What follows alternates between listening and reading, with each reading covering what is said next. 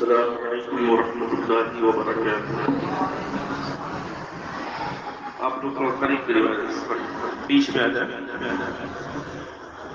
بیچ کی جگہ کو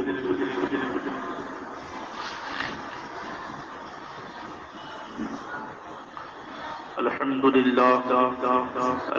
للہ رب العالمین والعاقبۃ للمتقین والصلاة والسلام على سيد الأنبياء والمرسلين أما بعد فأعوذ بالله من الشيطان الرجيم بسم الله الرحمن الرحيم إن الذين آمنوا وعملوا الصالحات سيجعل لهم الرحمن ودا صدق الله مولانا العظيم وصدق رسوله النبي الأمين المجيد الكريم ونحن على ذلك لمن الشاهدين والشاكرين والحمد لله رب العالمين۔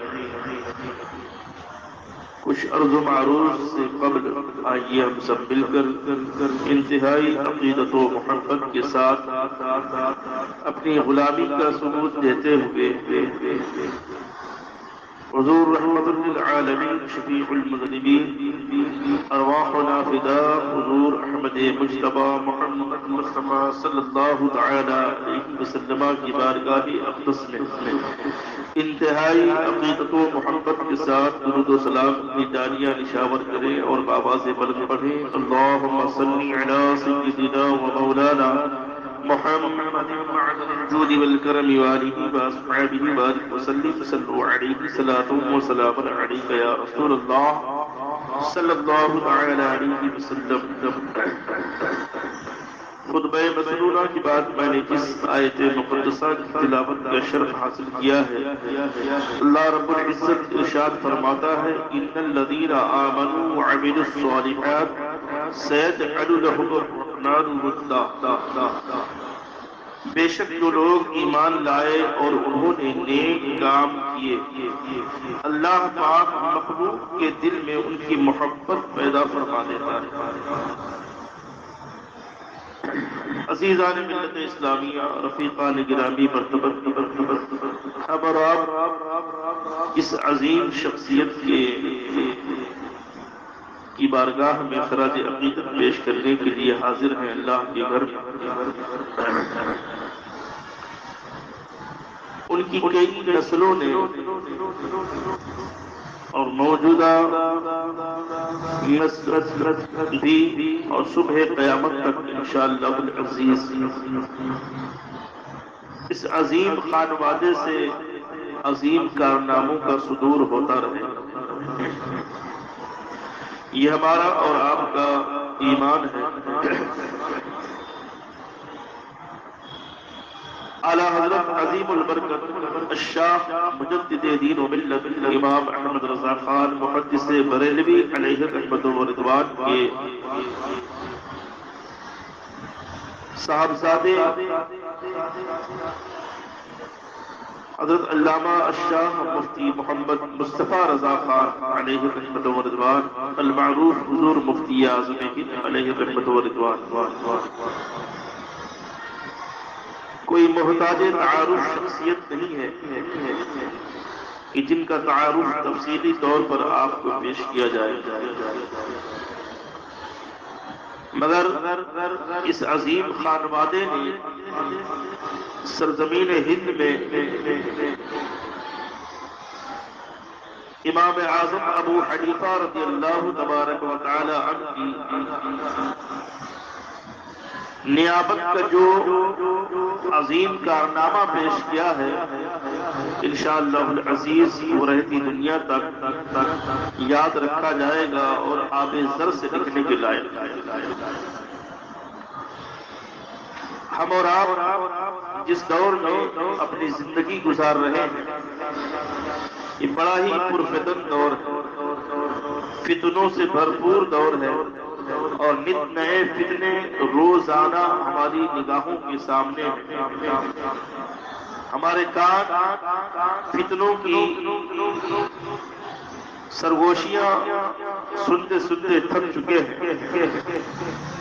اب اللہ رب العزت کی بارگاہ میں یہ التجا اور دعا ہوتی ہے کہ اللہ نئے فتنوں سے ہمیں دور رکھ اور فتنے ہماری قوم سے جو ہے اٹھا لے۔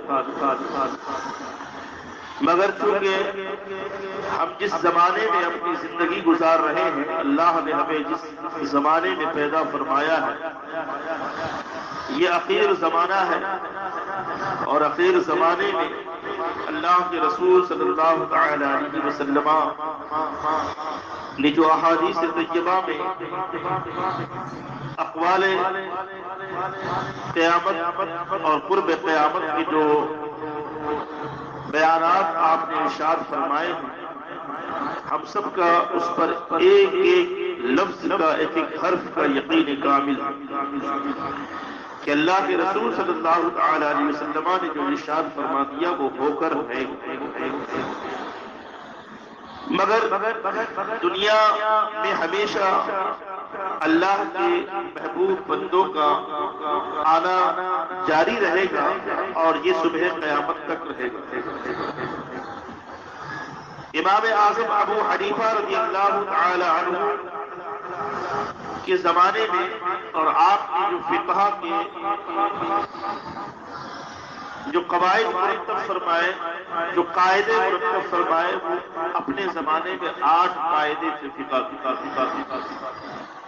امام اعظم رضی اللہ تعالی عنہ کے بعد ایک لمبا عرصہ گزرا اور حضرت علامہ نقی علی خان علیہ رحمت و رضوان کے گھر میرے اعلیٰ حضرت کی آمد ہوئی اور اعلیٰ حضرت نے علم دین سیکھا اور 13 سال کی عمر میں فتویٰ نویسی کے منصب پر فائز ہو کر امام اعظم ابو حنیفہ رضی اللہ تعالی عنہ کی نیابت کا کام انجام دیا۔ اعلیٰ حضرت رضی اللہ تعالی عنہ نے اپنے دور میں جو فقہ کی خدمت کی ہے وہ خدمت آب زر سے لکھنے کے لائق۔ امام اعظم ابو حنیفہ رضی اللہ تعالی عنہ کے نسل بعد نسل قرن بعد قرن جو شاگرد ہوتے چلے گئے، خود اعلیٰ حضرت کے ہم عصر چند فقہائے کرام نے یہاں تک کہ لکھا اپنی کتابوں میں کہ اگر آج امام اعظم ابو حنیفہ باحیات ہوتے اور امام احمد رضا محدث بریلوی کے فتووں کو دیکھتے تو آپ کی آنکھیں ٹھنڈی ہو جاتی اور آپ کو اپنے سینے سے لگا لیتے اور اپنے شاگردوں میں شمار فرماتے۔ ہم اور آپ جس قسم پرسی کی زندگی ہے، دینی حالات میں ہم جو زندگی گزار رہے ہیں، یقیناً یہ پیرارمی کی ایک دم جو ہے آخری منزلوں کو ہم طے کر رہے ہیں۔ امام اعظم ابو حنیفہ رضی اللہ تعالی عنہ کا قلم بہت ہی محتاط قلم رہا اور بہت سوچ سمجھ کر کے بہت غور و فکر کر کے آپ نے قرآن و احادیث سے مسائل کا استنباط فرمایا۔ مگر دور حاضر میں جس طریقے سے فقہ کا خون کیا جا رہا ہے، ایک ذہنی آزادی، فکری آزادی مدارس اور مساجد پر جس طریقے سے رائج ہے، یہ ہم سے اور آپ سے چھپی ہوئی نہیں ہے۔ ایک وقت آیا کہ مساجد میں مائک کا استعمال لازم ہو گیا۔ آج اگر کہیں بغیر مائک کی نماز پڑھی جاتی ہے تو لوگ اس مسجد کو، اس امام کو، اس عوام کو تعجب سے دیکھتے ہیں کہ یہ کیسے لوگ ہیں، یہ کیسے لوگ ہیں کہ یہاں کی انتظامیہ کیسی، یہاں کا امام کیسا ہے، یہاں کی عوام کیسی، یہاں کے مصلیات کیسے ہیں کہ ان کو بغیر مائک کی نماز پڑھنے کا شوق ہے۔ جبکہ وہ یہ نہیں سمجھتے ہیں کہ جو یہ پہلو ہے، جو یہ عمل ہے، وہ عمل ہر شک اور ہر جو ہے شک اور شبہے سے پاک عمل ہے، بلکہ جو ہم عمل کر رہے ہیں، جو تم عمل کر رہے ہو مائک سے نماز پڑھنے کا، پڑھانے کا، وہ عمل مشکوک ہے، شبہے والا۔ آج ذہنی آزادی ہے، کسی نے کہا کہ فوٹو اور ویڈیو یہ جائز ہے، اس میں صرف ریز آتے ہیں۔ کسی نے کہا کہ یہ تصویر ہاتھ سے بنائی جاتی ہے وہ ناجائز و حرام ہے۔ میرے آقا صلی اللہ تعالی علیہ وسلم نے احادیث کا مفہوم بیان کر رہا ہوں کہ میرے آقا نے فرمایا کہ تصویر بنانے والا اور بنوانے والا یہ دونوں جہنمی ہیں۔ تصویر بنانے والا اور بنوانے والا یہ دونوں جہنمی ہیں۔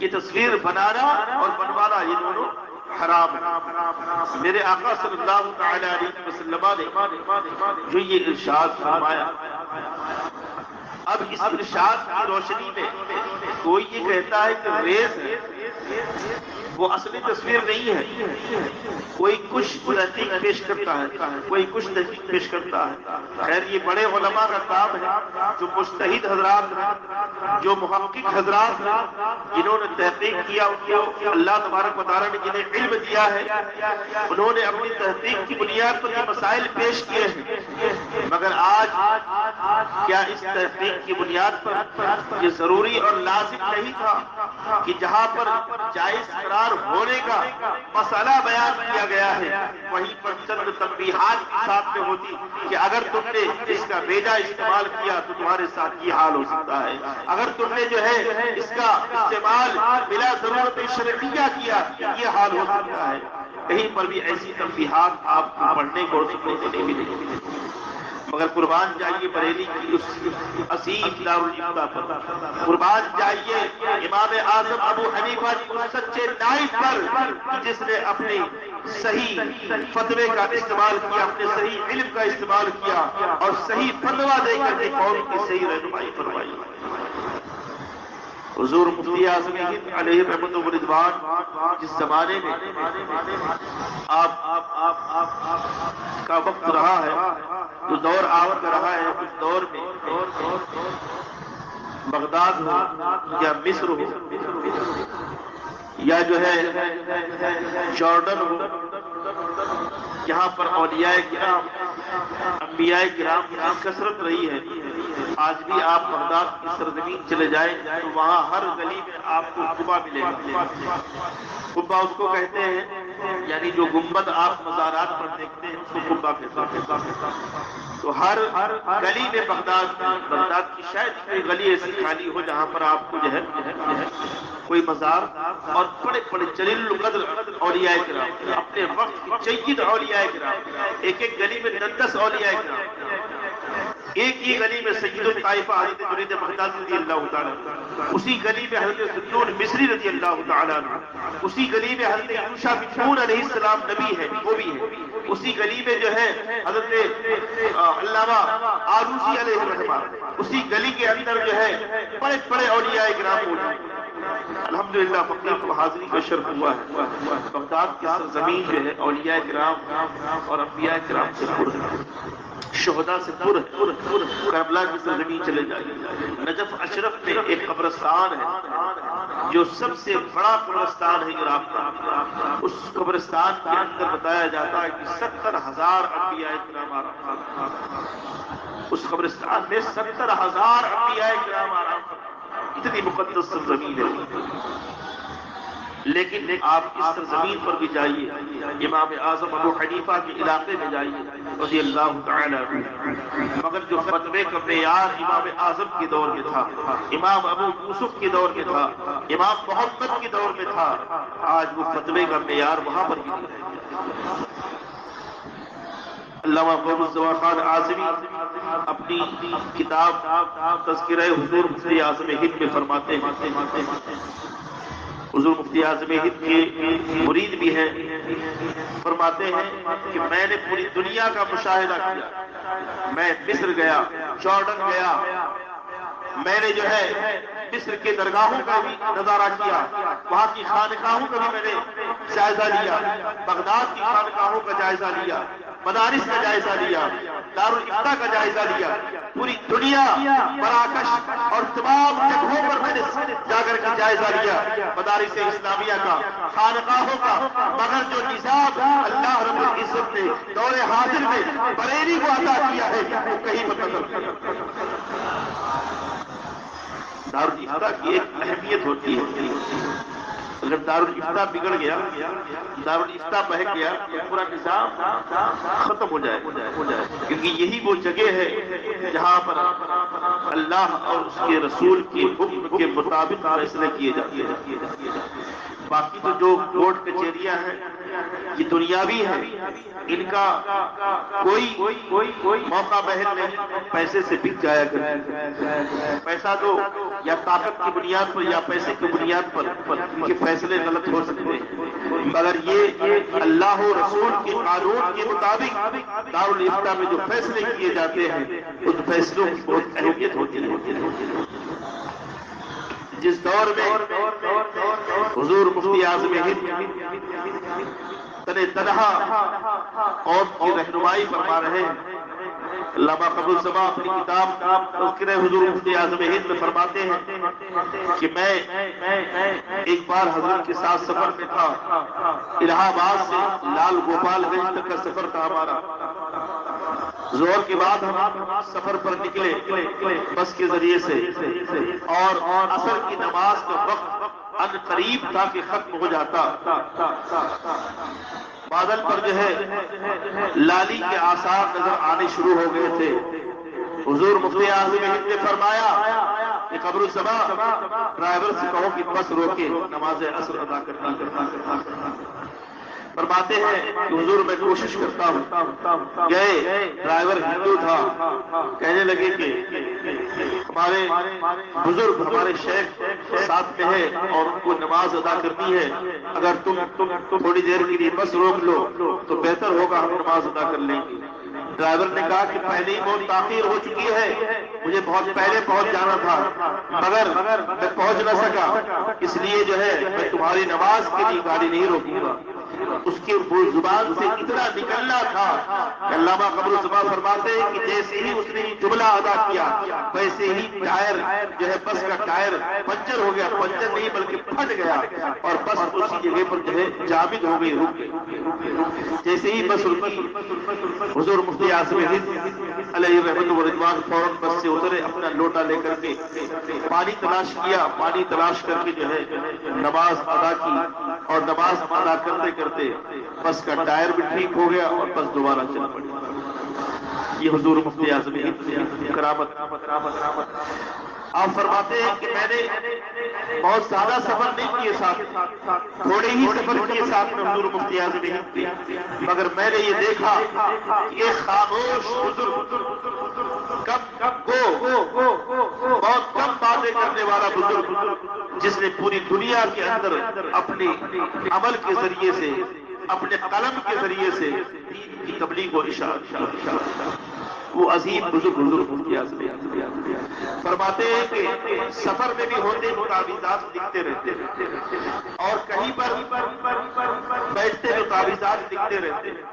تعویذات میں جو بھی کلمات آپ لکھتے ان کلمات کو آپ زبان سے بھی ادا کرتے رہتے. آواز باقاعدہ بیٹھنے والا آپ کے قریب آواز سنتا کہ آپ جن کلمات کو تعویذات میں لکھ رہے ہوتے ہیں ان کلمات کو اپنی زبان سے بھی ادا کرتے.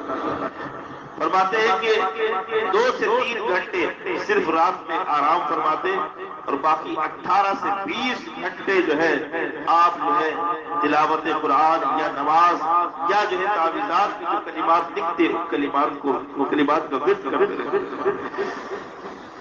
فرماتے ہیں کہ میں نے ایسا عظیم بزرگ اپنے وقت میں اس دور میں نہیں دیکھا حضور مفتی اعظم ہند جیسا، کہ جس وقت شدی تحریک چل رہی تھی اور قادیانیوں کے فتنے الگ چل رہے تھے، نہ جانے کیسے کیسے فتنوں نے جنم لیا ہوا تھا، اور اس خاموش بزرگ نے اپنے شاگردوں کے ذریعے سے، اپنے جو ہے پیدا کیے ہوئے ان شاگردوں کے ذریعے سے، ان لوگوں کے ذریعے سے جو تبلیغ کی ہے اور شدی تحریک کا جو مقابلہ کیا ہے اور قادیانیوں کے فتنوں کا جو مقابلہ کیا ہے وہ آپ اس طرح سے نکل کے لائے.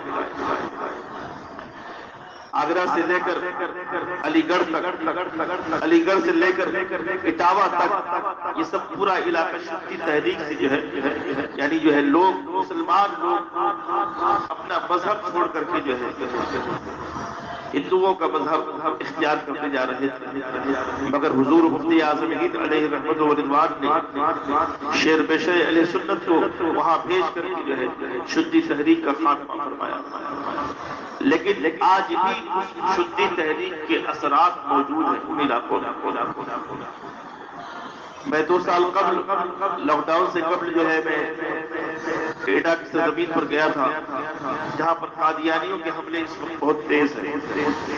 ان علاقوں میں قادیانیوں کی اس قدر جو ہے مشن چل رہے ہیں کہ قادیانی پیسے دے کر کے سنی مسلمانوں کو خرید رہے ہیں کہ تم مذہب بدل دو، تمہارے گھر کو بنا دیں گے، تمہارے جو ہے اس بچوں کے اسکول کے مسائل کو حل کر دیں گے، تمہارے تمام تر بیٹیوں کی شادی کے مسائل حل کر دیں گے، تمہیں روزگار دے دیں گے، ایسے ایسے آفر کیے جاتے ہیں۔ اور وہ علاقے ایسے غربت زدہ علاقے ہیں کہ فاقہ کشی کی نوبت ہے، روز کنواں کھودو روز پانی پیو، وہ حال ہے۔ اور ان علاقوں کی جو مسجدیں ہیں ان مسجدوں میں ظاہر سی بات ہے جب بستیاں غریب ہیں، بستیوں میں جو غریب لوگ رہنے والے ہیں ان کو اچھے امام کا انتظام بھی نہیں کرتے، کوئی قابل امام بھی نہیں کرتے۔ میں 2 سے 3 مسجدوں میں وہاں پر گیا، میں نے جائزہ لیا، وہاں کے ایک امام نے جو ہے اپنی پوسٹ لکھی تھی کہ یہاں پر قادیانی ہم پر جو ہے ظلم ڈھا رہے ہیں، پریشان کر رہے ہیں، کوئی ہماری مدد کے لیے آئے۔ تو ہم لوگ جو ہے دلی گئے ہوئے تھے، دلی سے جو ہے ہم نے ارادہ کیا تھا اور وہاں گئے، ایک دن میں پورا مسلسل وہاں رہا، جائزہ لیا۔ تو واقعی اتنا غربت زدہ علاقہ ہے کہ اگر وہاں پر امداد پہنچائی جائے تو وہ امداد بھی ناکافی ہے۔ مگر علاقے کے لوگ اگر توجہ کر لیں، جو اس علاقے میں بڑے سنی حضرات مالدار لوگ رہتے ہیں، یا ادھر خانقاہوں میں بڑی خانقاہیں، 4 بڑی خانقاہیں آس پاس ہیں، 70 کلومیٹر 75 کلومیٹر، مگر ماحول خانقاہوں میں بھی یہ ہو گیا ہے کہ اب کوئی ایسا نظام نہیں رہ گیا کہ آس پاس کے علاقوں کا خیال رکھا جائے۔ بلگرام شریف، ماررا شریف اور جو ہے بریلی شریف، پیلی بھیت شریف، یہ سب خانقاہیں 70 75 80 کلومیٹر کی رینج میں ہیں ان علاقوں سے، مگر کسی خانقاہ کی خصوصی توجہ اس پر نہیں۔ ان لوگوں نے کہا کہ ہم نے جو ہے ہر خانقاہ میں جا کر کے مدد مانگی، مگر جو ہے ہماری بات کو جو ہے اندیکھا کر دیا جاتا ہے، اس کو لائٹ دیا جاتا ہے۔ میں نے خود وہاں سے مارا رشید سید نجیب حیدر میاں صاحب اللہ سے بات کیا اور حضرت سے میں نے سارے حالات بتائے۔ حضرت نے کہا ٹھیک ہے، کل آپ بھیجیں، میں انشاءاللہ العزیز کوئی مدد کروں گا، کر سکتا ہوں تو کروں گا انشاءاللہ۔ میں نے 15 لوگوں کو بھیجا، خود میں اس خانقاہ سے بیعت ہوں، لیکن مجھے افسوس ہوا اس وقت کہ جو ہے مطلب 15 لوگ وہاں پر گئے اور دلاسا تو اس کو حضرت نے دے دیا، مگر حضرت کی دوبارہ توجہ ان پر نہیں ہو پائی۔ حالات اتنے بد سے بدتر ہیں کہ قادیانی جو ہے مساجد کو وہاں کی توڑنے میں، شہید کرنے میں، یا جو ہے نمازیوں کو جو ہے نماز پڑھتے وقت پتھر مارنے سے بھی گریز نہیں، پتھر تک مارتے۔ کبھی کبھی وہاں امام تنہا نماز پڑھتا، ایسے علاقے، ایسے گاؤں۔ تو ہمارے لوگ بے حسی کے نہ جانے کس دامن میں ہیں، کون سی غفلت کی چادر اوڑھے ہوئے یہ نہیں معلوم، مگر ہم جن علاقوں میں رہ رہے ہیں ہمیں اپنے ان علاقوں کی کم سے کم جو ہے خبر گیری صحیح سے لینی چاہیے۔ حضور مفتی اعظم ہند علیہ رحمت و رضوان نے اس دور میں، جس دور میں نہ گاڑی تھی، نہ پیٹرول ڈیزل کی اتنی فراوانی تھی، نہ اتنی مہنگی گاڑیاں جو آج کے دور میں ایک عام عالم دین کے لیے موجود ہے، اس دور میں حضور مفتی اعظم ہند کے لیے موجود ہے۔ میں بھاگلپور ایک پروگرام میں گیا تھا، اسٹیشن سے 44 کلومیٹر دور تھا۔ ان لوگوں نے بتایا حضور مفتی اعظم ہند علیہ رحمت و رضوان تبلیغ دین کے لیے 2 مرتبہ یہاں تشریف لائے۔ بھاگلپور اسٹیشن سے حضور مفتی اعظم ہند علیہ رحمت و رضوان کو 2 مرتبہ مرتبہ پالکی سے جو ہے 44 کلومیٹر دور تک لائے. اللہ یہ خدمات دین. آج خدمات دین کا جو ہے ایک الگ مفہوم ہو چکا ہے، ایک الگ معنی ہو چکا ہے. اللہ تبارک و تعالی ان بزرگوں کا فیضان اور ان کا صدقہ ہمیں عطا فرمائے کہ ہم بھی ان کی طرح تبلیغ دین کے لیے کوشاں رکھیں. عزیزان ملت اسلامیہ، حضور مفتی اعظم ہند اپنے آپ میں زہد و تقویٰ کی ایک عظیم مثال تھے. حضرت علامہ عبد المنان بحر العلوم اپنی کتاب زہد و تقویٰ حضور مفتی اعظم ہند میں فرماتے ہیں کہ میں نے حضور مفتی اعظم ہند علیہ الرحمہ کے ساتھ ایک سفر کیا. سفر کے درمیان بھوک کا احساس ہوا. اسٹیشن پر بیٹھ کر کے ہم کھانا کھانے لگے. حضور مفتی اعظم ہند کو جب میں نے کھانا کھاتے ہوئے دیکھا تو مجھے اپنے آپ میں شرمندگی کا احساس ہوا اور میں نے اپنے جو ہے طریقہ کار کو لعنت ملامت کیا. میں نے دیکھا کہ حضور مفتی اعظم ہند بہت سلیقے سے 3 انگلی جو سنت کے مطابق کھانے کا حکم ہے اس 3 انگلی سے بہت ہی سلیقے اور شائستگی سے آپ جو ہے آرام سے ایک نوالا کھاتے اور میں تیزی سے اپنے کھانے کو پورا کر رہا تھا. جب میری توجہ ہوئی تو میں نے دیکھا کہ میں ایک عظیم بزرگ کے ساتھ ہوں اور میرا کھانا کھانے کا طریقہ کیا ہے اور جو ہے حضور مفتی اعظم ہند کے کھانے کا طریقہ کیا ہے. جبکہ علامہ بحر العلوم حضور مفتی عبد المنان علیہ الرحمہ خود ایک بڑی شخصیت فرماتے کہ میں اپنے آپ میں شرمندگی محسوس کرنے لگا کہ میرا کھانا کھانے کا طریقہ کیا ہے اور حضور مفتی اعظم ہند کا طریقہ کیا ہے. تو حضور مفتی اعظم ہند علیہ رحمۃ و رضوان ایک عظیم شخصیت کے مالک تھے. آپ مفتی عبد المنان علیہ رحمہ فرماتے ہیں میں سفر کے درمیان تھا ٹرین میں ایک جگہ دیکھا کہ غیر مسلم ایک جو ہے بائیں ہاتھ سے کھانا کھا رہا تھا. تو حضور مفتی اعظم ہند علیہ الرحمہ نے دیکھ کر فرمایا استغفر اللہ لا حول ولا قوت الا باللہ العلی العظیم. زور سے جب آپ نے پڑھا تو اس نے کہا بابا میں مسلمان نہیں، بابا میں مسلمان نہیں ہوں.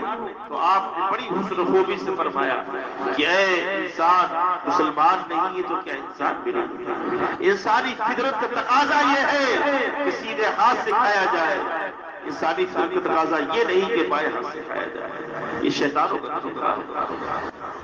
فرماتے ہیں کہ جیسے ہی آپ نے یہ کہا اس نے فوراً اپنے بائیں ہاتھ کو ترک کیا اور دائیں ہاتھ سے کھانا شروع کر دیا. یہ حق بولنے کی جو ہے کرامت. جب آدمی حق بولتا ہے، انسان حق بولتا ہے تو اللہ تبارک و تعالیٰ اس کے حق بولنے کی برکتیں اسی وقت واضح فرماتا ہے. حضور مفتی اعظم ہند علیہ رحمۃ و رضوان اپنے چھوٹوں پر بڑی شفقتیں فرماتے تھے.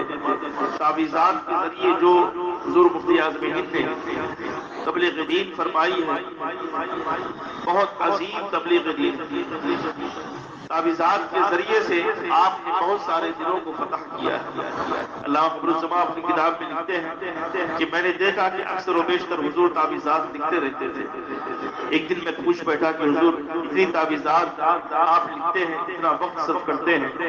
تو آپ فرماتے ہیں کہ قمر الزمان اعظمی میں تعویذات لوگوں کو اس لیے دیتا ہوں کہ اللہ تبارک و تعالیٰ کے کلام کی برکت سے ان کے مرض بھی دور ہوتے ہیں اور اس کلام کی برکت سے ان کے دل کی جو ہے گندگی بھی صاف اور جب لوگوں کو فائدہ ہوتا ہے تو ان کے دل فتح ہوتے ہیں، ان کے دل فتح ہوتے ہیں اور وہ ہماری جانب مائل ہوتے ہیں. اور جب ہماری جانب مائل ہوں گی تو ظاہر سی بات ہے جو ان کا شیخ کرے گا وہ بھی وہی کرے گا. تعویذات کا ایک مقصد، تعویذات دینے کا ایک مقصد کہ انسان جو ہے جب اس کو فائدہ ہوگا تو ظاہر سی بات ہے انسانی کو راغب ہوگا اور جو شیخ کریں گے وہی وہ بھی کرے گا انشاءاللہ. حضور مفتی اعظم ہند نے اپنے ایک وقت کی نماز جو ہے نہیں چھوڑی. اللہ اکبر الزبا کہتے ہیں کہ ابھی ہم نے نماز میں اگر کوئی کوتاہی بھی کی اور حضرت کے سامنے پیش ہو گئے تو چہرہ دیکھ کر کے حضرت فرماتے کہ تم نے کیا انصاف کیا ہے، کیا تم نے گڑبڑی کی کوئی، بس اتنا اشارہ فرماتے ہیں تو ہم سمجھ جاتے کہ جو ہے نماز میں ہم نے کوئی کوتاہی کی.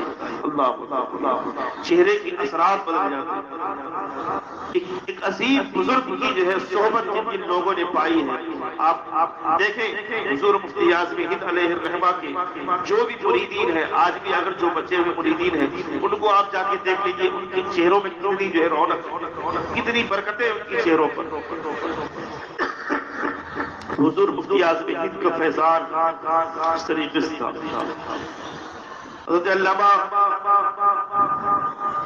مفتی عبد المنان کلیمی علیہ الرحمہ فرماتے ہیں کہ کھانے کا اسلوب، چلنے پھرنے کا اسلوب، آپ فرماتے ہیں کہ جب چلتے تو آپ اپنے دائیں ہاتھ پہ عصا لیتے اور بائیں ہاتھ پہ جو ہے ایک رومال ایسا کر کے رکھتے اور بہت شائستگی سے بہت آہستہ آہستہ زمین پر قدم رکھتے.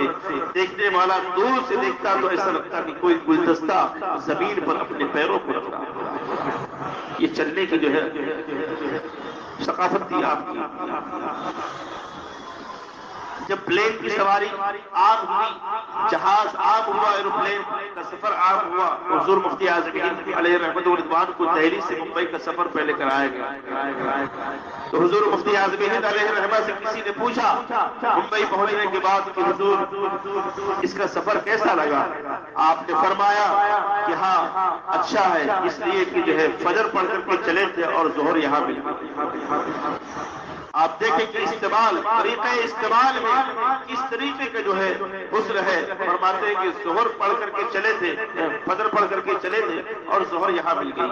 یعنی باجماعت نماز ہم نے فجر اپنے علاقے میں ادا کر لی اور اس کے بعد ظہر یہاں باجماعت کر لی. اس لیے نہیں کہ بہت جلدی پہنچا دیا اس لیے اچھا ہے، اس لیے اچھا ہے کہ نماز چھوٹتی نہیں ہے، نماز قضا نہیں ہوتی ہے، باجماعت نماز ادا کرنی ہوتی ہے. تو حضور مفتی اعظم ہند علیہ رحمت و رضوان اعلی حضرت کے صاحبزادے ہیں اور آپ نے جو خدمات انجام دی ہیں اپنے وقت میں، بہت عظیم خدمات انجام دی ہیں. اللہ تبارک و تعالی آپ کی مرقد انور پر کروڑوں رحمتیں اور بارشیں عطا فرمائے. حضور مفتی اعظم ہند یہ اپنا نائب حضور تاج الشریعہ علیہ الرحمہ کو بنایا اور اپنی تمام جو ہے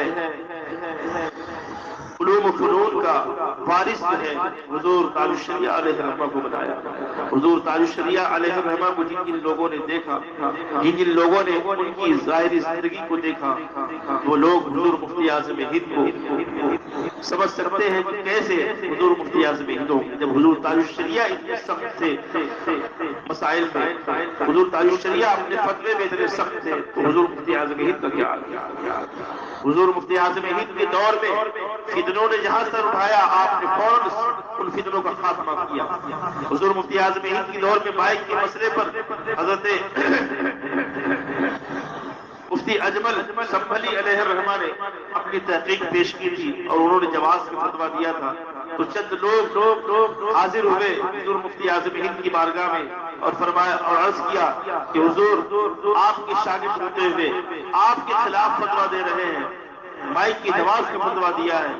آپ نے فرمایا تھا کہ وہ تو محقق ہے، وہ تو مجتہد ہے، وہ فتویٰ دینے کی حیثیت رکھتے ہیں، تم کس حیثیت سے آئے ہو؟ ان کی تحقیق ہے کہ مائک سے پڑھنے والے، ان کی تحقیق ہے کہ مائک سے نماز جائز ہے، جو ان کی تقلید کرتے ہیں، جو ان کو مانتے ہیں وہ ان کی مانی، اور میں نے جو فتویٰ دیا ہے جو مجھے مانتے ہیں میری تسلیم کریں. یعنی فتنے کا جز نہیں بننے دیا اپنے آپ کو. حضور مفتی اعظم ہند ہمیشہ فتنوں کو دبایا، ہمیشہ فتنوں کا خاتمہ فرمایا. اللہ تبارک و تعالی ہمیں اور آپ کو حضور مفتی اعظم ہند علیہ رحمت و رضوان کی نقش قدم پر چلنے کی توفیق عطا فرمائے. استغفر اللہ ربی من کل ذنب واتوب الیہ، وآخر دعوانا ان الحمد للہ رب العالمین.